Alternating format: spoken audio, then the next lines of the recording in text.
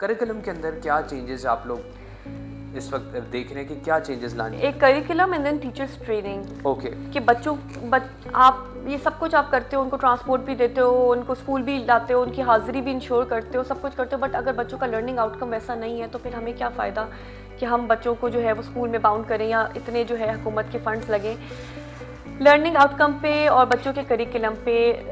ये बच्चे जो है वो सिंगल नेशनल करिकुलम जो हमारा नॉर्मल बच्चों वाला करिकुलम है वही पढ़ते हैं। ओके। लेकिन अब जाके हमने जो है इस पर काफ़ी डिटेल्ड वर्किंग करने के बाद फाइनली हमने फर्स्ट से लेके 5th क्लास तक जो हेयरिंग इम्पेयर्ड बच्चे हैं उनके लिए कस्टमाइज करिकुलम पीसीटीवी से अप्रूव करवा लिया हुआ है। ओके। जिसमें हमने साइन लैंग्वेज इंट्रोड्यूस करवाई है। ओके। क्योंकि ये बच्चे बचपन से जो है वो साइन लैंग्वेज से समझते हैं तो वो करिकुलम उनके लिए अडॉप्ट करना थोड़ा सा मुश्किल होता था कंपैरेटिवली। और फिर हम देखते थे कि उन बच्चों का जो है जब वो बोर्ड के एग्जाम्स में जाते थे तो उनका वो लर्निंग आउटकम नहीं होता था।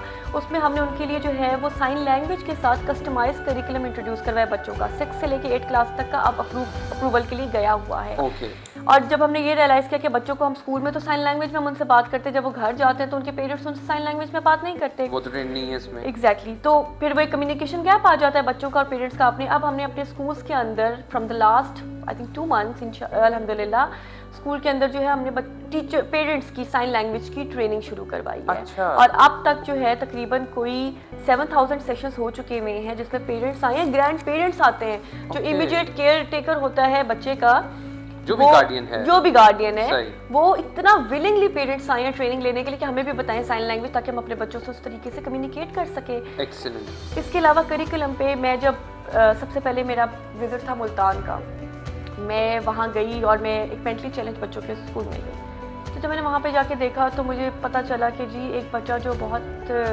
स्लो प्रोग्रेस कर रहा है वो भी वहीं पे है, एक बच्चा जो बहुत जल्दी बेकरी लेकर आ रहा है अपनी हालत में वो भी वहीं पे है, और एक बच्चा जो थोड़ा सवेयर है और वो रिएक्ट करता है और उसको गुस्सा आ जाता है और उसके इश्यूज हैं वो भी वहीं पे है। So there was like one classroom and all the students in that classroom जिनके डिफरेंट प्रॉब्लम्स हैं लेकिन वो एक ही डाउन सिंड्रोम का बच्चा भी वहीं पे है। और ओके।